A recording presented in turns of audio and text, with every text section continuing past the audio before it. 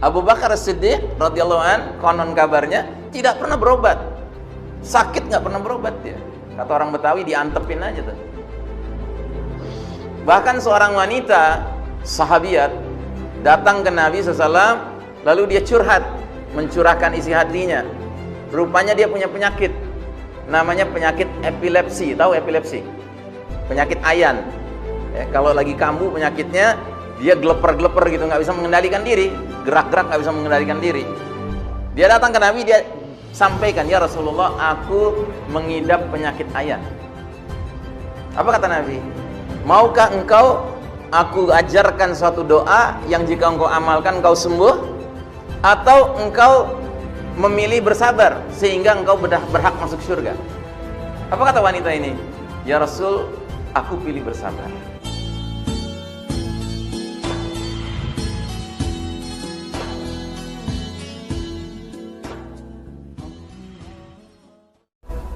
Hari ini Allah Ta'ala sedang memberikan sebuah takdir situasi kondisi di mana kita umat Islam yang kalah, sementara yang diizinkan memimpin dunia adalah kaum kafir, khususnya al-Yahud wan Nasara, ya. Dan karenanya Nabi Muhammad SAW menggambarkan situasi ini 15 abad yang lalu dalam hadis beliau, badiru bil a'mali fitanan ka qita'il lailil muzlim. Segeralah kalian beramal sebelum datangnya fitnah yang banyak seperti malam yang gelap gulita. Dan hal ini kita fahami berdasarkan hadis lain lagi, yaitu hadis periodisasi atau hadis ringkasan sejarah umat Islam, yang mana dalam satu hadis ini Nabi sudah memberitahu kepada kita umatnya ini bahwa seluruh perjalanan umat Islam itu akan berlangsung dalam 5 periode, 5 fase, 5 babak, ya. Dan babak demi babak sudah kita lalui. Sekarang kita di era modern ini sudah berada di babak keempat, namanya babak mulkan jabriyah.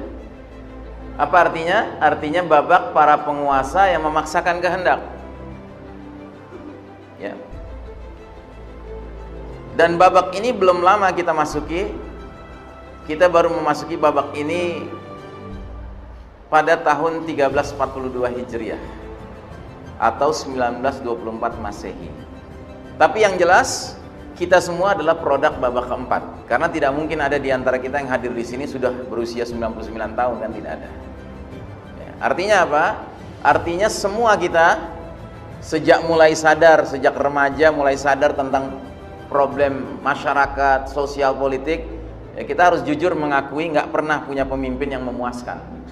Kenapa? Karena Nabi sudah bilang, era ini adalah era di mana panggung kepemimpinan itu akan diisi oleh mulkan jabriyah, para penguasa yang memaksakan kehendak, yang berarti mengabaikan kehendak Allah dan Rasulnya.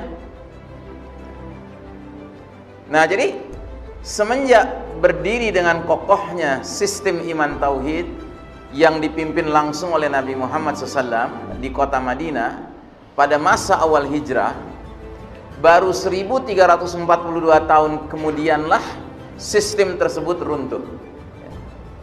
Jadi Nabi ketika memimpin di babak pertama disebut oleh Nabi dengan babak atau periode an-nubuwah, kenabian.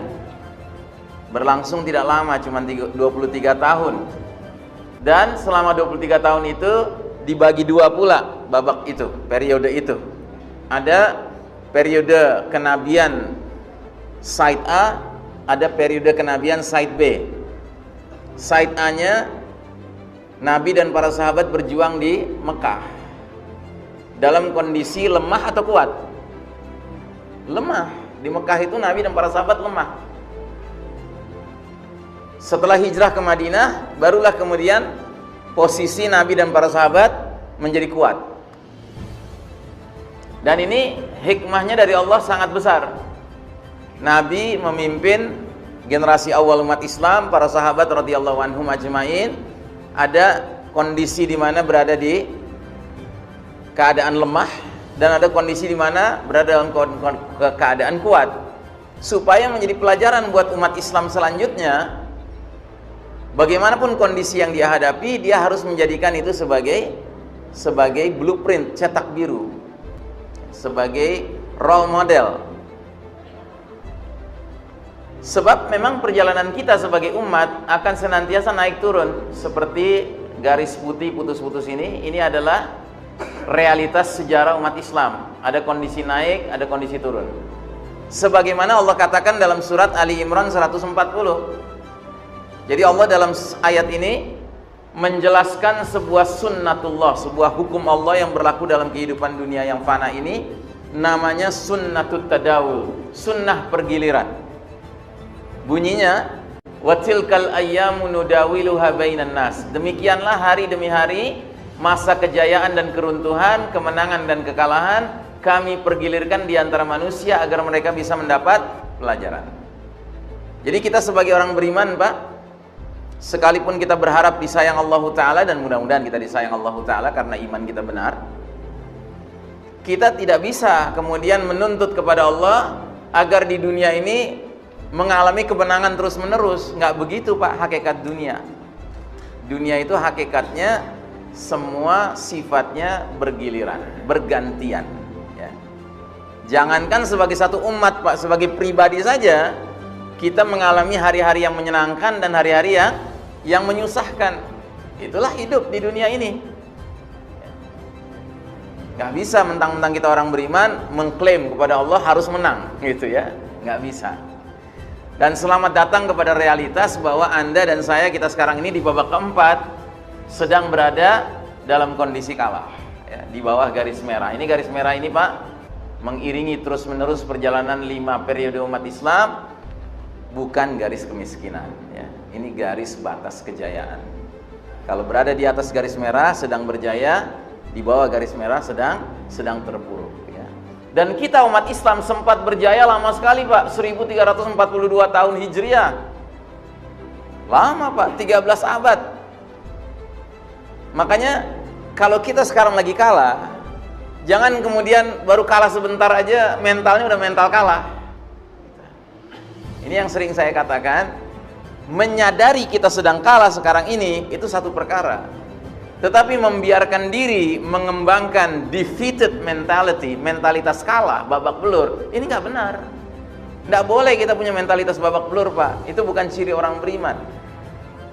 Di mana Allah sebutkan itu? Allah sebutkan persis satu ayat sebelum ayat ini, Pak.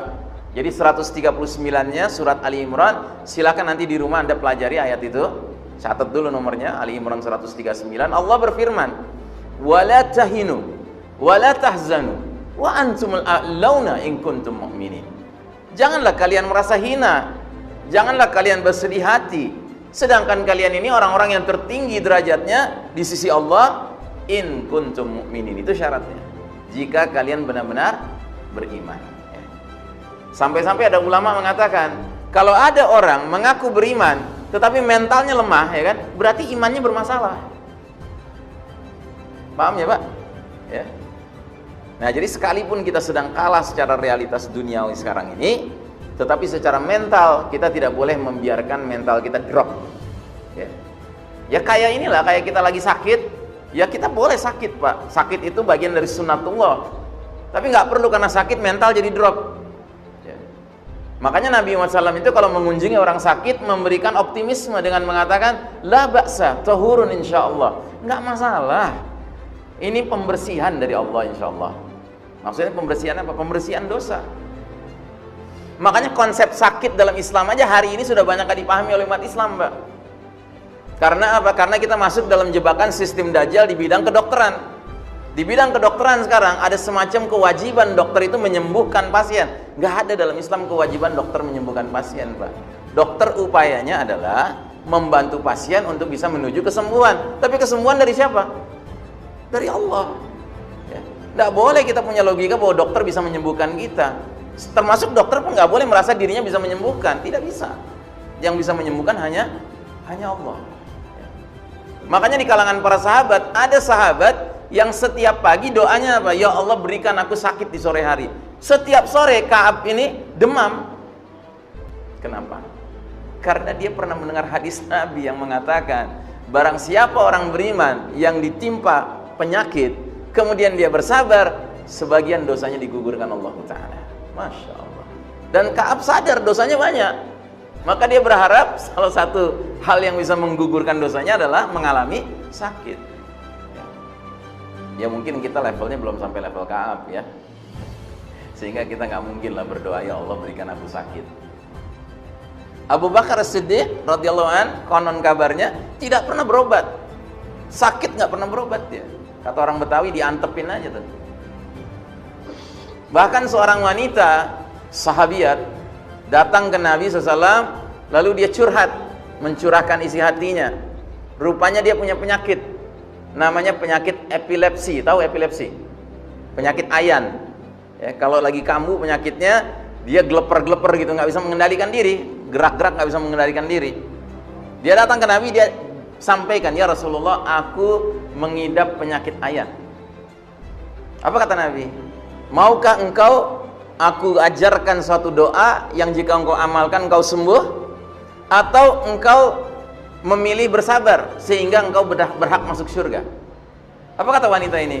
Ya Rasul, aku pilih bersabar.